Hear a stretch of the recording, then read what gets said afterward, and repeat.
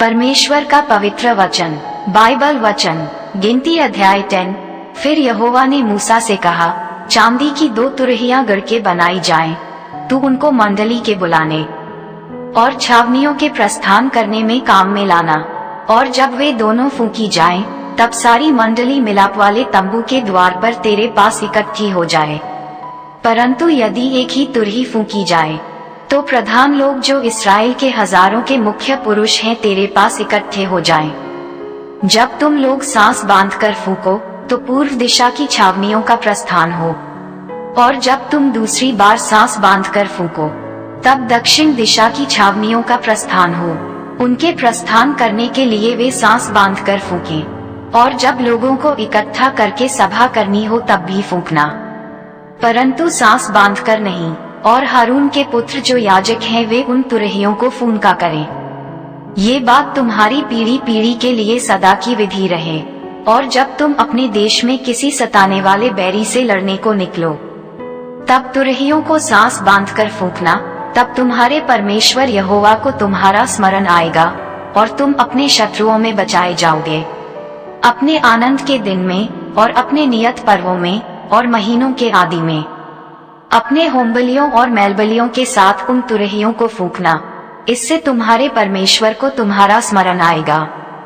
मैं तुम्हारा परमेश्वर यहोवा हूँ। दूसरे वर्ष के दूसरे महीने के 20वें दिन को बादल साक्षी के निवास पर से उठ गया। तब इजरायली सीनै के जंगल से प्रस्थान करके निकले, और बादल पारान नामक जंगल में ठहर गया। उनका प्रस्थान यहोवा की उस आज्ञा के अनुसार जो उसने मूसा को दी थी आरंभ हुआ। और सबसे पहले यहूदियों की छावनी के झंडे का प्रस्थान हुआ, और वे दल बांध कर चले। और उनका सेनापति अम्मीनादाब का पुत्र नहशोन था, और इस्साकारियों के गोत्र का सेनापति सुआर का पुत्र नतनेल था, और जबूलूनियों के गोत्र का सेनापति हेलोन का पुत्र एलियाब था। तब निवास उतारा गया, और गेर्शोनियों और मरेरियों ने जो निवास को उठाते थे प्रस्थान किया। फिर रूबेन की छावनी के झंडे का कूच हुआ, और वे भी दल बनाकर चले। और उनका सेनापति शदेऊर का पुत्र एलीशूर था, और शिमोनियों के गोत्र का सेनापति सूरीशदै का पुत्र शलूमीएल था, और गादियों के गोत्र का सेनापति दुएल का पुत्र एलासाप था।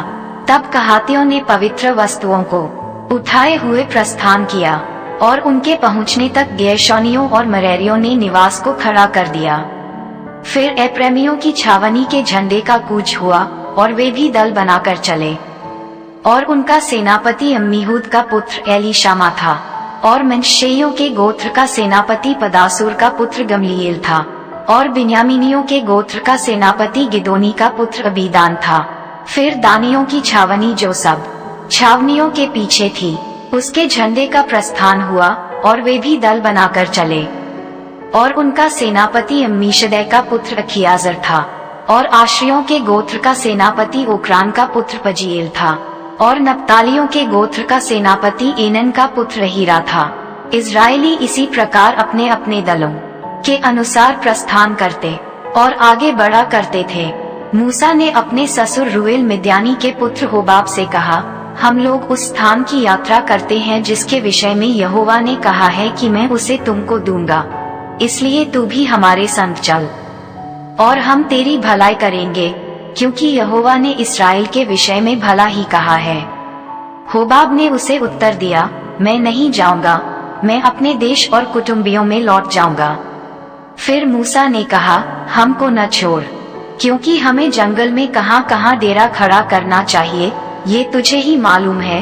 तू हमारे लिए आँखों का काम देना, और यदि तू हमारे संग चले तो निश्चय जो भला यहोवा हमसे करेगा उसी के अनुसार हम भी तुझसे वैसा ही करेंगे।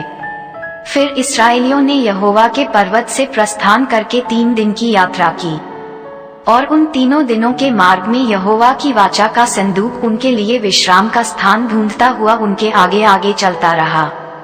और जब वे छावनी के स्थान से प्रस्थान करते थे तब दिन भर यहोवा का बादल उनके ऊपर छाया रहता था, और जब जब संदूक का प्रस्थान होता था तब तब मूसा ये कहा करता था, हे यहोवा उठ, और तेरे शत्रु तितर बितर हो जाएं, और तेरे बैरी तेरे सामने से भाग जाएं। और जब जब वह ठहर जाता था तब तब मूसा कहा करता था, हे यहोवा, हजारों हजार इसराइलियों में लौट कर आ जा। पढ़ेंगे वचन से। परमेश्वर आपको आशीष दे।